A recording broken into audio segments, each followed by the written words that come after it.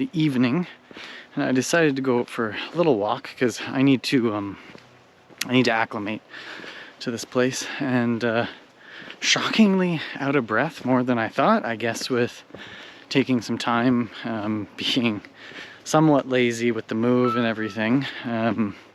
Not lazy in the sense of not doing anything, but lazy that like I stopped doing my workout routine and yoga the way I was doing it and things like that. Well, I lost some fitness, so I decided after having a lovely dinner I would go out for an evening walk and find a trail. And I have found this absolutely beautiful trail just in the back of some houses. It seems to be somewhat maintained, and we'll see what's down these roads. I've been thinking a lot since the move about just how I'm sort of adapting and adjusting to these changes, and my good friend here was asking me, you know, how are you doing? I guess I didn't really think about it too deeply, but I have been in a period of reflection with all this. I've been still doing the work for the business lab side, and that's been good, but I've been very much just adjusting to this new world. Excited to take it all in, excited to find things like that. Crazy little streams in the back of God knows where. That water doesn't look very nice. I saw a snake earlier too. But no, I guess one of the things that I do kind of well is I just adjust. I had a home, I had all these rooms filled with crap, and now I don't, and that home is not mine anymore, and those rooms are not filled with my crap, and my crap is in a storage locker. And there's really no point in my mind on circling that and cycling on that thought and what does it mean and how am I feeling about it. I know how I feel about it. It's weird. It's different. But different isn't bad. Different is bad if you let it kind of become bad. But if you just keep your head down and focused on what your primary goal is, that's all you can really do. So for anyone who's struggling with that, or they struggle with the feeling of being overwhelmed with everything going on, you're not alone. Everyone gets it. I had it with the move and getting the house ready and selling it. And you might look at that and say, oh, you had the privilege of selling your home, and I did. That's true. It's 100% accurate. Doesn't mean it wasn't overwhelming, and it doesn't mean that it wasn't a burden. It doesn't mean that it wasn't stressful. It just means it was different for me. I think we so too easily start to prey on each other and find each other as blame. That's not fair. So take a minute, reflect on the fact that those around you are facing the problems that they have. Maybe to you it wouldn't be a problem, but to them it is. Maybe your problems wouldn't be one for them, but to you it is. And that you realistically can only do one thing at a time. No one is multitasking their whole life. Sure, you might be able to do some work and listen to Spotify, but that doesn't mean you're multitasking in everything you do. And if you do, that's fucking exhausting. I guess good on you for figuring that out, but the hell are you even maximizing at that point?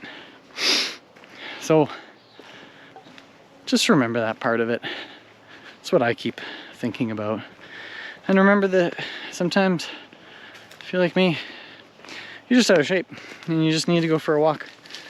There was about 15 other things I probably should have done in this moment, but I said, no, I'm putting my shoes on, grab my little bag, my camera, I'm gonna go for a walk and do a little bit of filming, mainly just walk, you're only seeing 10% of this. But that's kind of what I would leave as advice, both for myself in the future and for you. What's really cool is I don't know if the mic will pick it up.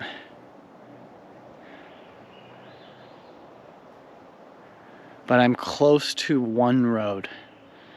And this is the first time in a bit I've actually heard cars. That's how normally quiet it is here. And I'm already starting to adjust. You can mainly just hear the birds, which is hopefully what the microphone is picking up, but there is a highway somewhere that direction. So it's just weird. I'm so used to hearing traffic, and then I got used to not hearing it in the last few days, and now we're back at it now. But yeah,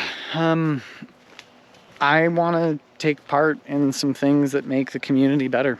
So I'm going to try and find some of those things and do them and make this place not better because it has to be, and not better because I think it should be, but just better for those that are living here and using it. So things like the trails. I think I'm coming up on a property, so might have to turn around here. I have found a very interesting part of this path where I think it goes to someone's private home, but I'm quite certain I've checked the signs and their private property is that way. If you do end up coming out here and hiking, be very conscious of that. People want their privacy here, and it should be given. People buy property and work very hard for that right. So you always have to be aware of where you can go and where you can't go. Please just look for signs. That's really all that denotes what is and isn't. The reality of this is not the way out. I think I gotta take the path that I took. I think I might have to backtrack.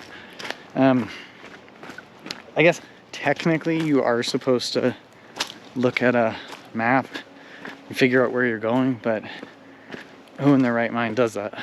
I mean, unless you're going on an actual dedicated hike, then I would do that. I don't think I should go this way. It's looking, I'll go a little bit, but it's looking a bit more thicker of grass. And I don't quite know the tick and bug situation here yet, so I don't really want to play that game. I also need to be conscious of if someone's laid traps, things like that. Yeah, I don't think this is the right way. I'll take the trail back. Better to be safe than sorry. And you know, these things might sound a little crazy at times, but out here it's not actually that crazy. You need to be very careful of where you go. This is not just a place where you walk freely. I'm gonna actually shut the camera down just so I can go by here. All right, it feels good to turn this back on now. It might seem overcautious, but there's a real reality where there are people out here who they do not want you even coming near their property. And even though I'm very certain I was on the edge there and I just followed the trail to the end, it's just better to turn back and call it a day. You don't need to be putting yourself in a situation where you have to defend yourself. There's just no reason. Be careful if you're hiking here or anywhere else, and make sure you just keep an eye out for signs. If you find a sign in the middle of the woods, somebody put it there for a reason. It's not like people walk around with signs and put them out for fun.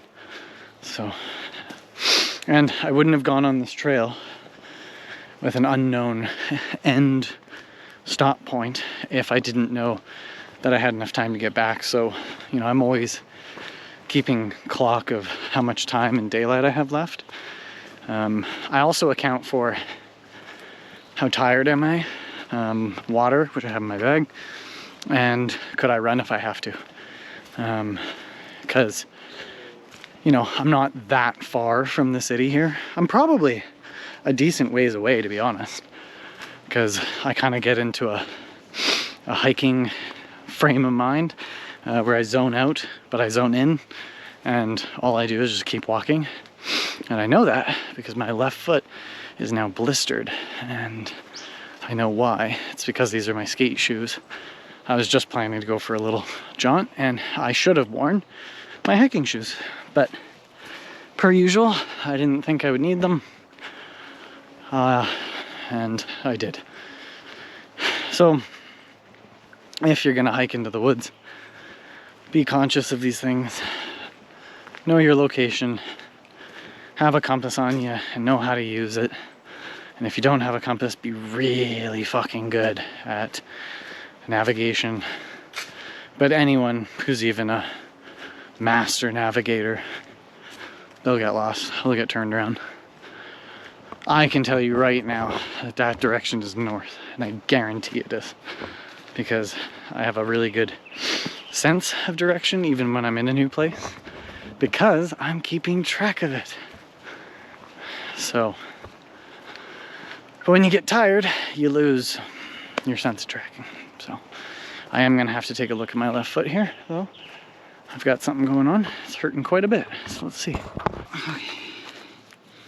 I think I've got a heel issue. So let's see what I have to do. I can feel right here the skin rubbing away. Let's see. Yeah, so this is the start right there of the skin rubbing off. You can see it starting to peel. So I gotta find out what's the cause, because I know it's not my sock. It's for sure my shoe, and it is for sure this piece of tape that I'm using to tape my shoe, which I probably should not have.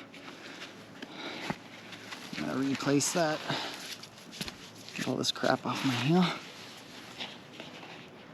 Something as simple as a small stick or piece of tape can literally ruin it for you. So that should be a little better. And obviously these are not the shoes you should be wearing for what I'm doing. So learn from my bad example.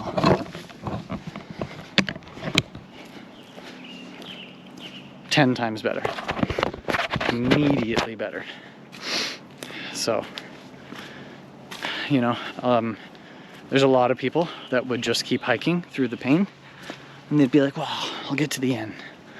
If I waited on that already, I'm gonna have some damage that I probably need to, you know, put something over, some sort of bandage or adhesive or something. But it'll be a lot less worse now that I took the time to fix that. And that seems really straightforward when you're hiking and you're out in the woods, but people forget that. They forget these simple things, because once you're out here in it and you're alone, it's a different world.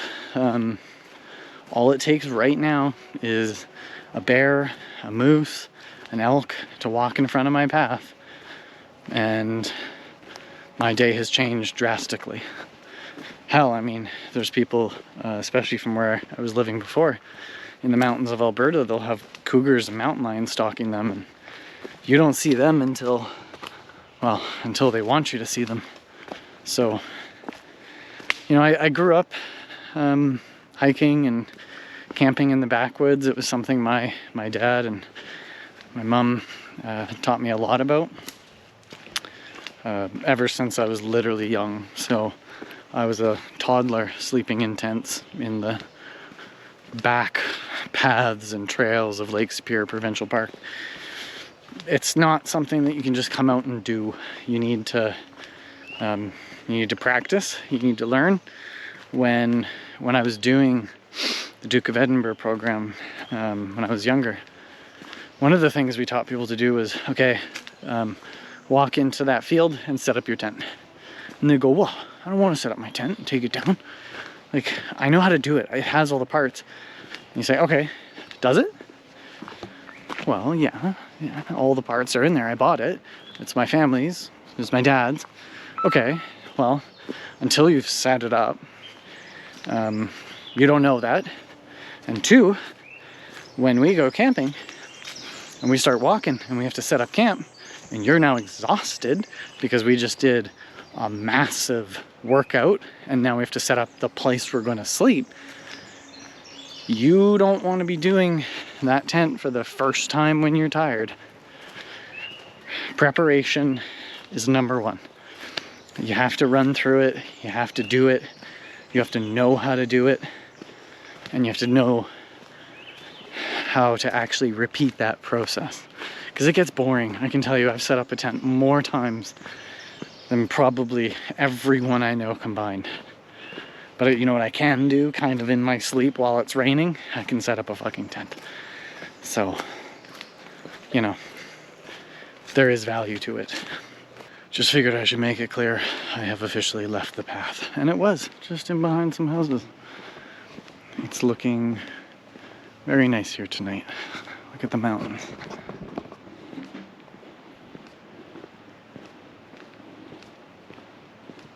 I am going to hike up these one day. I'm gonna hike up all of them. But that looks like one hell of a trek. That might be a multi-day actually. You could probably do it in a day, but I'm not that crazy.